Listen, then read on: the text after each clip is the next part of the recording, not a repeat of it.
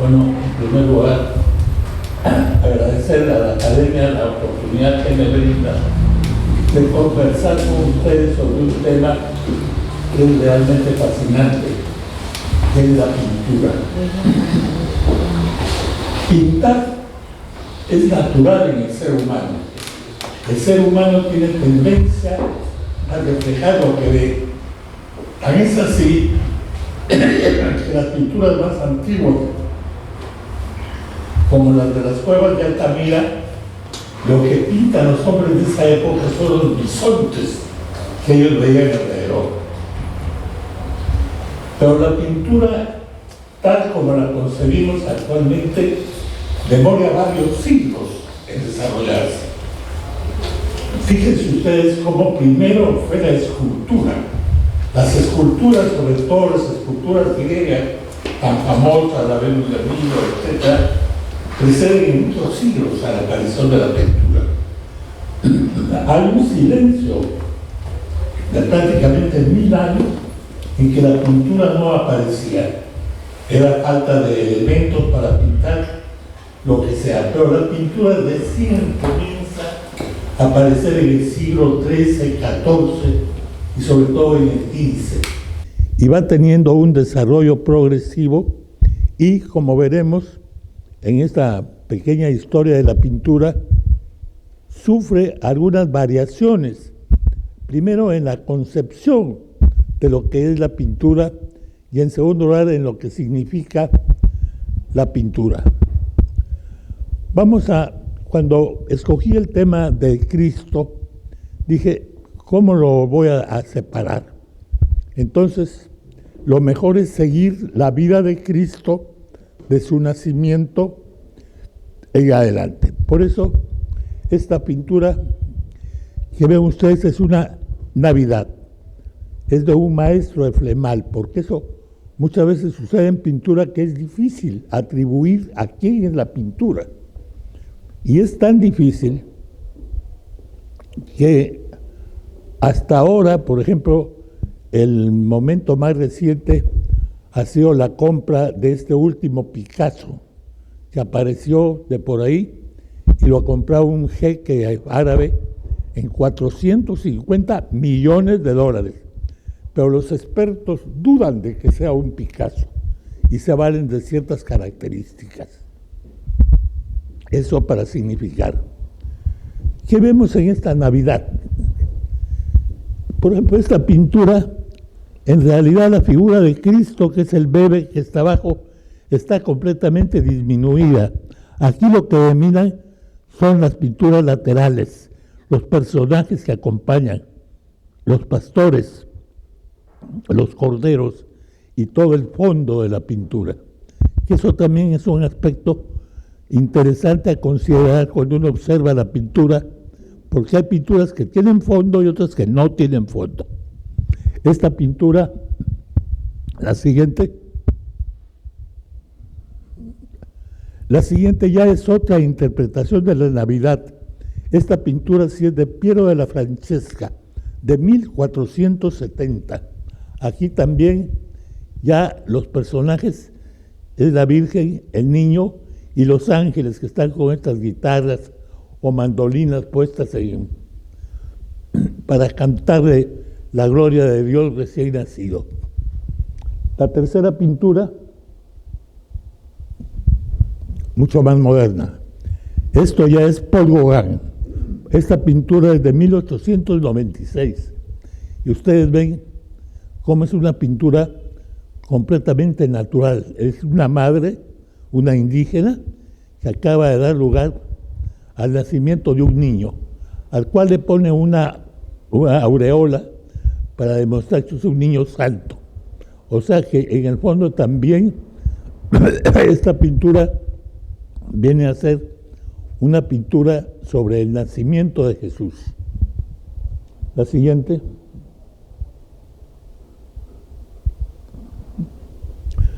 Esta es la adoración de los pastores de Zurbarán.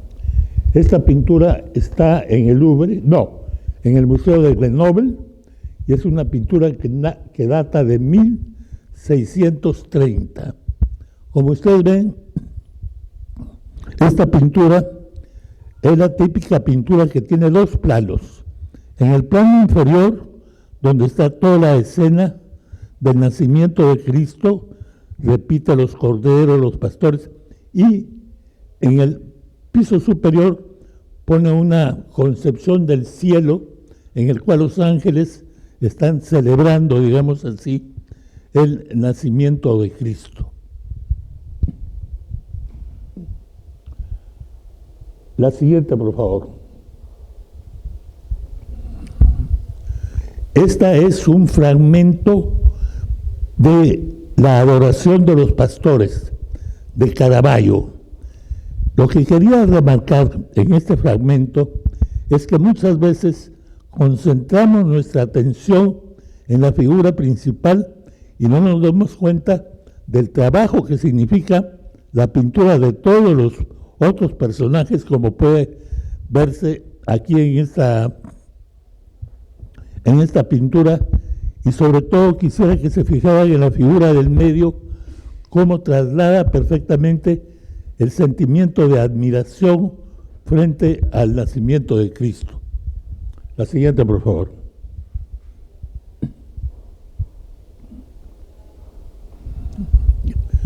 Bien, estas son un tema muy frecuente.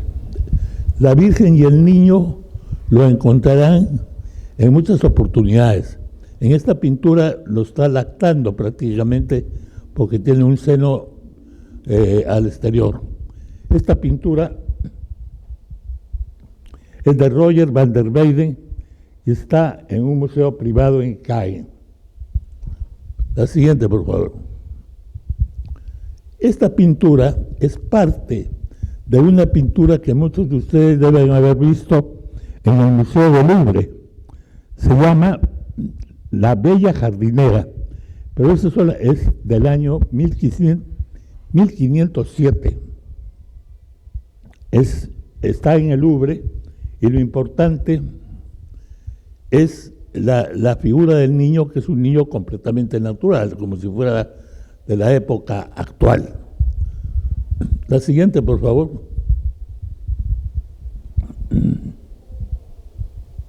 Esta es otra pintura en la cual aparece la Virgen, el niño y Santa Ana.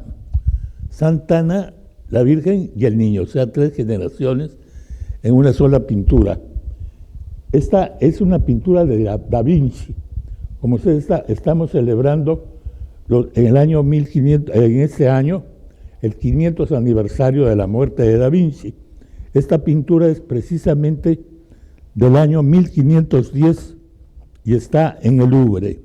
Como ustedes saben, Da Vinci pasó sus últimos años en Francia, porque él trabajó primero en Florencia y después trabajó en Francia.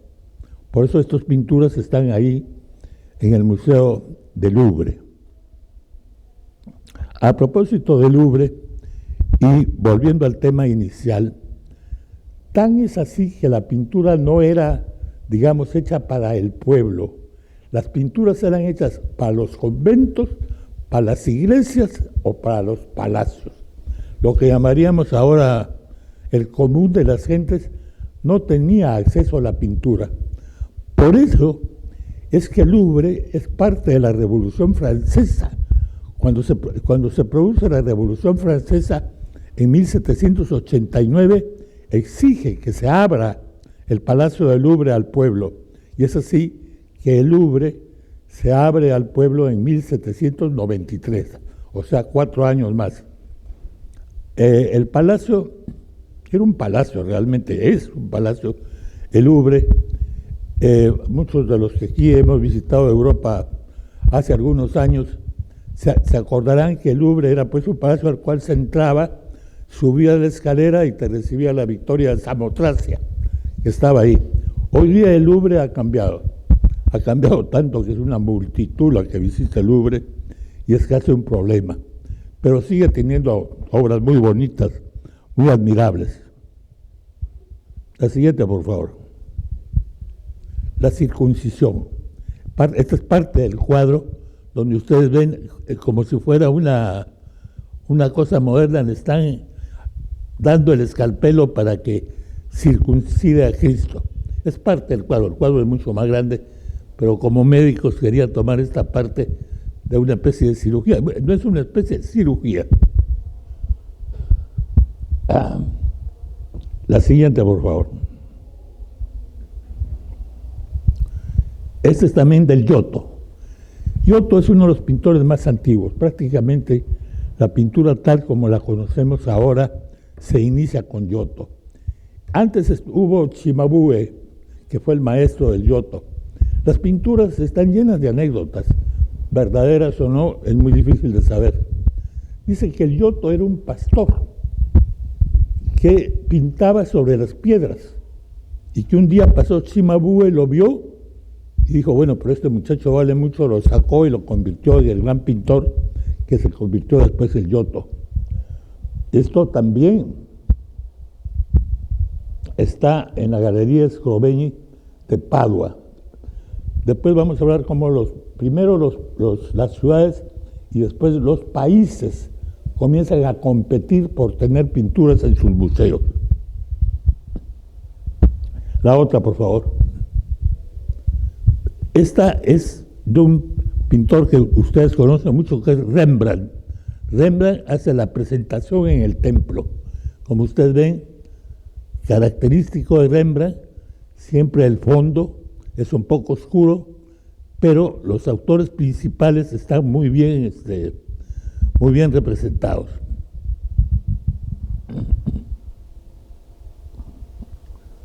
Vamos a ver la siguiente. La muerte de los inocentes. Este es un fragmento. Este es de Fra Angelico, del año 1450, y está en el convento de San Marcos, en Florencia. En Florencia, como ustedes saben, está la Galería de los Oficios, que tiene una cantidad de pinturas excelente, digna de verse. La siguiente. Esta se llama El reposo en la huida a Egipto. Es también de Caravaggio, del año 1566, y está en una galería de Roma. La siguiente. Esta es San José. San José es una figura pintada, digamos, alrededor de Cristo, de la Virgen, pero en algunas pinturas ya le dan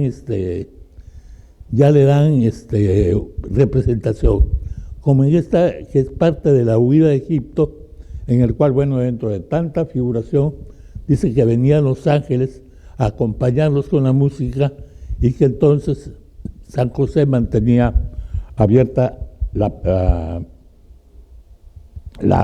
música. La siguiente. Esta es una de las pocas en que está San José solo. Esta pintura se llama San José Carpintero. Es de Georges de Latour, de 1640, y la pintura está en el Museo del Louvre. Como digo, es una de las pocas en que San José está solo trabajando con su oficio, que era de carpintero. La siguiente. Esta pintura se llama Jesús ante los doctores de la ley, y es una pintura de Bosch del siglo XV más o menos. Está situada en el Louvre. La siguiente, por favor. Esta es El bautismo de Jesucristo, de Piero della Francesca, pintada en 1471. El original está en la National Gallery de Londres. Como ustedes ven, lo bautizaron al estilo tradicional, de pie, y después se sumergían en el estanque, como se ve detrás de las figuras. La siguiente. Bien, después de esta pintura hay un silencio para todos. Los años en que allá aparece Jesucristo teniendo 10, 12 años, los otros 18 restantes prácticamente no son mencionados. Nadie ha visto fotos, bueno, fotos no, pero pinturas, algo que...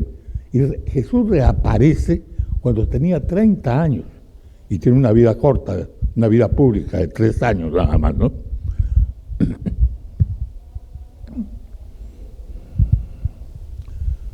Bueno, después viene esta, que es Cristo y la Samaritana, que es otra cosa diferente de la otra pintura de la Samaritana. Este es de Juan de Flandes y está en el Louvre.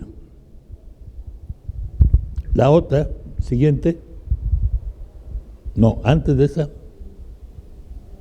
ya, después de esta, ya, ahí nomás. Esta es La mujer adúltera, de Lorenzo Lotto, está en el Louvre. Ustedes se acuerdan de la historia de que quisieron que Cristo condenara a la adúltera y él no lo hizo, sino la perdonó prácticamente, diciendo que cada uno tenía sus pecados, ¿no? La siguiente, por favor. Este es un cuadro muy grande, es uno de los cuadros más grandes que yo he visto.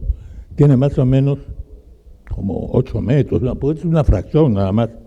Tiene 8 metros y es la cena de Caná, que está también en el Louvre. Como ustedes ven, hay una gran cantidad de personajes en varios planos y este es uno de ellos simplemente para significar la cantidad de personajes que uno puede hacer en un cuadro siempre y cuando tenga espacio. La siguiente, por favor. Esta es la otra parte del cuadro, donde ustedes ven la cantidad de personajes que hay en el cuadro. La siguiente. El ciego. La curación del ciego está en el Louvre, es de Nicolas Poussin. Este es uno de los milagros más notables de Cristo, ¿no?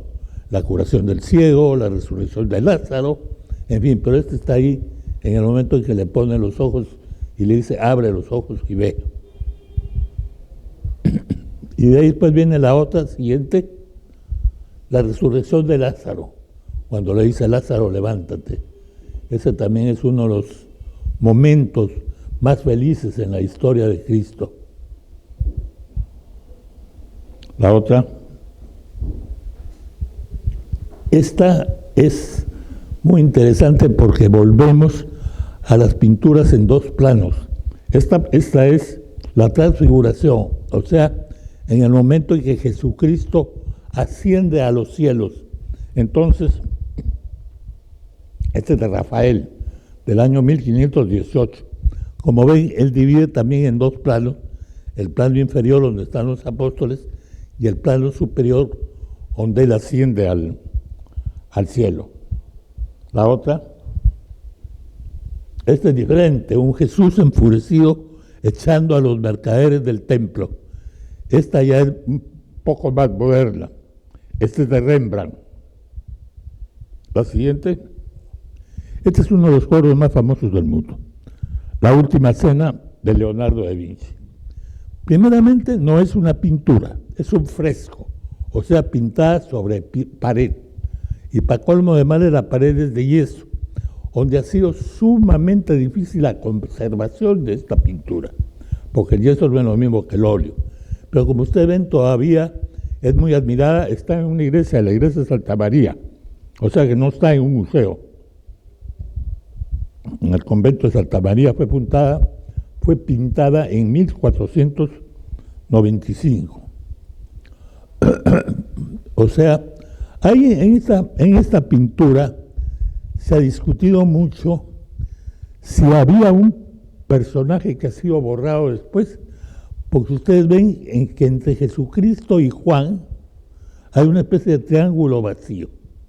No sé si es idea de la gente pensar que alguien había ahí, otros dicen que ahí estaba la Magdalena, pero lo cierto es que la pintura está tal cual ahí. Se ve, como te digo, es muy admirada y hasta ahora tratan de conservarla lo mejor posible, pero es muy difícil. La conservación de las pinturas parece sencilla, pero no lo es tanto. Incluso ustedes, y han ido ya en los últimos años al Louvre, se habrán dado cuenta, por ejemplo, que para ver la Gioconda solamente entran por grupos. Termina uno y lo sacan y entra otro, no entra la multitud, porque el aliento humano malogra las pinturas. La otra, por favor. Esta también es de nuestro conocido, el Greco. Cristo en el Monte de los Olivos. Ustedes se acuerdan cuando los lleva a los apóstoles poco antes de entregarse al Monte de los Olivos. El Greco, que aquí no sé si vamos a poner algo más de Greco, pero que se caracteriza por sus figuras alargadas. El Greco, en realidad, como viene su nombre, era de Grecia, pasó después por Italia y después finalmente recayó en España.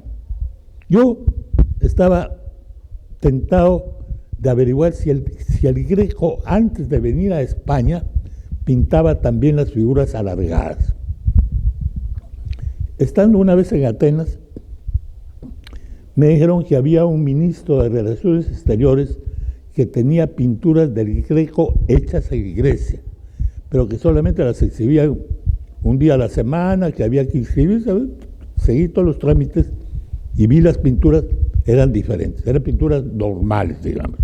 O sea que él cambió.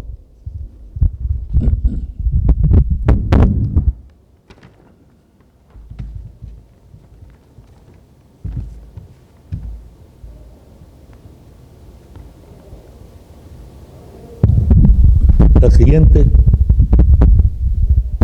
esta es la traición de Judas. Es una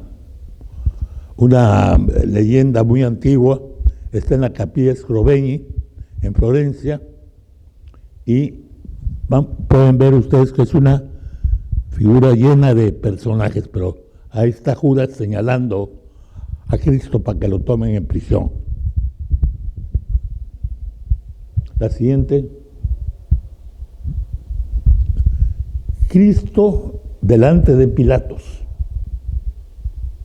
Esta es un poco diferente a todo lo que habíamos visto, porque los personajes están situados en forma diferente. En nuestro recuerdo, Pilatos estaba arriba de una plataforma y Cristo estaba abajo. En esta no, Cristo y Pilatos se enfrentan directamente. Este es como motivo del Tintoretto, y también está en una parroquia. La siguiente, por favor. Esta es de Murillo, el pintor español. La obra se titula Cristo recogiendo sus vestiduras y es muy, muy impresionante porque es una escena de la pasión de Cristo y el artista pone a unos ángeles tratando de ayudar a Cristo a recoger sus vestiduras. Esta está en Boston, en el Museo de Boston. La siguiente, la coronación de espinas. La coronación de espinas de Bosch está en la National Gallery de Washington. La siguiente, el velo de la Verónica. Ustedes saben, esta historia de la Verónica y el vuelo ha tomado mucho interés porque es algo pues un poco exótico, un milagro simplemente. Este es de Zurbarán, el pintor español. Relativamente Zurbarán es del siglo XVII, o sea que tiene todavía mucho por delante. La siguiente, por favor. Esta la deben haber visto todos. Este es el espolio del Greco que está en la Catedral de Toledo. Es una figura impresionante por Cristo en el centro y toda la gendarmería y todo lo que lo resuelve. Esta pintura debe ser una de las más conocidas del mundo, ya que todo va a España, va a Toledo y va a la catedral. La siguiente. Cristo entre los dos ladrones, Rubens.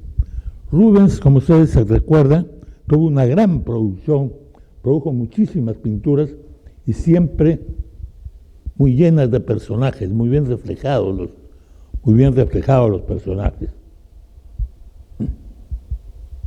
La siguiente, ya se imaginan de quién es esto, Picasso. Picasso tenía que intervenir en la pintura religiosa y hace esta, está en el Museo Picasso de París, porque ahora él tiene su propio museo, aparte del Museo del Louvre, y sobre todo en España tiene en Barcelona un buen museo, en Málaga, su tierra natal, también otro museo, pero él tenía su propia interpretación de la Cristo en la cruz. La siguiente.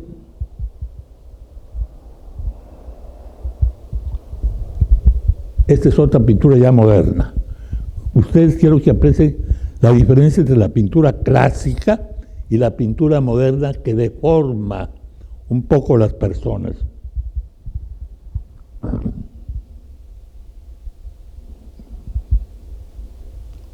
Bueno, ese es de Marc Chagall, que es un pintor relativamente. La siguiente, Crucifixión, de Picasso también, pintada el año 1930 en tinta china. Está en el Museo Picasso de París. Como ustedes ven, característica, pone a diferentes personajes, es inconfundible el estilo de Picasso. La siguiente. Ese es un aspecto de la pintura para que ustedes vean cómo son sus personajes. La siguiente. La siguiente. Ese es también el descendimiento de la cruz de Rubens. La siguiente. Este es un Cristo muerto de Mantegna, del siglo XV también. La siguiente, un detalle de la pintura. La siguiente, la puesta en la tumba de Tiziano está en el Louvre. Esta también es una escena muy apropiada. A los pintores les gusta mucho presentar esta escena. La siguiente. Esta es otra puesta en la tumba de José de la Ribera, el pintor español, que está en el Louvre. La otra, esta también la deben haber visto ustedes muchas veces, es la Resurrección del Greco en el Museo del Prado. Como verán, acá sí ya se nota que el Greco alarga las figuras, pero de todas maneras son muy bonitas, muy bien presentadas. Este es el Greco, está en el Museo del Prado también. La siguiente. Esta es cuando Jesús le dice a la Magdalena: no me toques, no li me tangere. Está en la Capilla Scrovegni también. La siguiente. Los peregrinos de Maús. Como ustedes saben, esta historia que Jesús se junta a los discípulos y no lo habían reconocido, y solo lo reconocen cuando parte el pan. Ahí se dan cuenta que estaban frente a Jesucristo. Este es también de Mantegna. La siguiente. No, esta no es. La siguiente, por favor. No, sigue. Ya.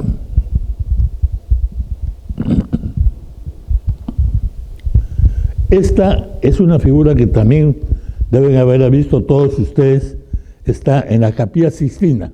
Al fondo de la Capilla Sistina está este fresco que es el juicio final de Miguel Ángel. Es que la cantidad de personajes es impresionante. Lo que hay que observarlo es, Cristo está en el centro con la mano en alto. Lo que hay que observarlo es cómo Los malos van bajando al infierno y los buenos van ascendiendo a los cielos. Espero que el día que nos muramos estemos entre los buenos. Muchas gracias.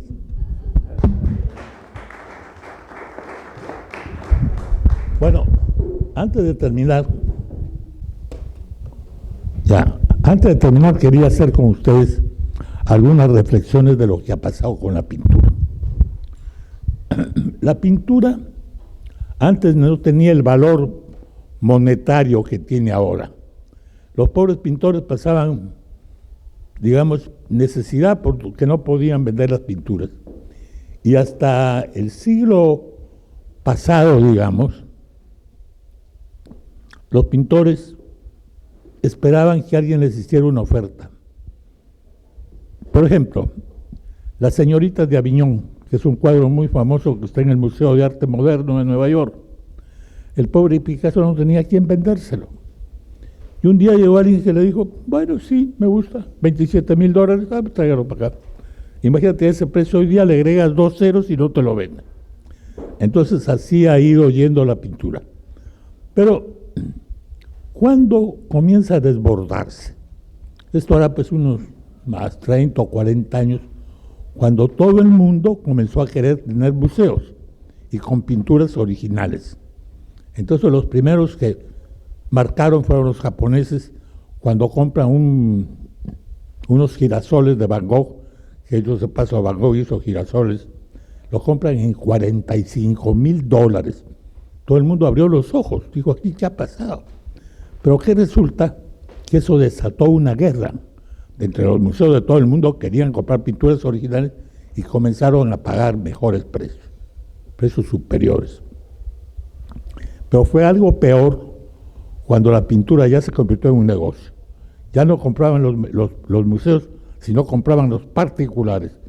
Cogían la pintura, la guardaban y después de un tiempo la sacaban y la vendían. Entonces muchas pinturas no pueden ser vistas al natural, sino yendo del coleccionista particular para ver si te las enseña. Por ejemplo, la famosa pintura de la Marilyn Monroe, la compró un suizo en $74,000. La guardó, después la sacan y la venden. Entonces ya entró la parte del negocio. ¿Cuál es el problema? Que ya los museos no tienen plata para competir. Ningún museo puede pagar $400,000 por una pintura. Entonces eso ha traído que un poco los museos se queden como plantados, digamos.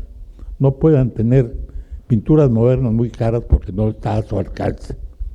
Pero aparte de eso, el cambio más grande que tenía la pintura es cuando dijeron, bueno, pero la pintura no tiene por qué significar la realidad. La pintura es lo que yo pinto y que interprete el que la ve. Entonces vinieron primero los impresionistas, pero los impresionistas todavía eran pintura, en otro estilo, pero todavía son pintura. Pero ya después vinieron los que te ponen una cruz roja sobre un lienzo blanco y eso es pintura. Ya tú piensas lo que quieras. Y así vino ya la deformación de la pintura y lo que llaman la pintura moderna, el arte moderno. Y esto ha dado lugar que, por ejemplo, en el Louvre, por disposición del propio gobierno, ya no tiene pinturas modernas. El Louvre paró. El Louvre se quedó donde estaba, o sea, a fines del siglo. Y hoy día ha pasado todo al Museo de Arte Moderno, que sí, que está ahí donde era la estación de ferrocarril, ahí al costado del Sena. Había una estación, ahora la han hecho museo, y ahí están todas las pinturas modernas que como tío tienen que competir con todos los museos del mundo que van a esto. Por ejemplo, Abu Dhabi. Abu Dhabi es un país de este porte, pero tiene una riqueza. Entonces Abu Dhabi se ha dado cuenta que es imposible competir porque ya no hay pinturas clásicas a la venta. Entonces ha firmado un contrato con el Louvre. El Louvre le presta las pinturas, el museo las tiene en exposición largo tiempo y después las vuelve a retornar. Pero así la pintura, a pesar del tiempo, a pesar de que hay otras formas ahora, por ejemplo, digamos el cine, la gente siempre quiere tener su propia colección. ¿A dónde vamos? Vamos, yo creo, a que la pintura nunca va a poder ser reemplazada por la fotografía. Se creyó que la fotografía iba a matar a la pintura, pero no ha sido así. La pintura sigue, como te digo, más cara que nunca porque la gente aprecia lo original de la pintura. Lo cierto es que yo creo que hay que ver cómo nos pintamos nosotros mismos. Muchas gracias.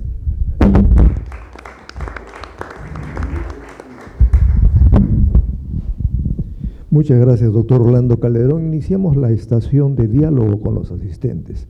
Por favor, sus opiniones, reflexiones, preguntas, con mucho gusto.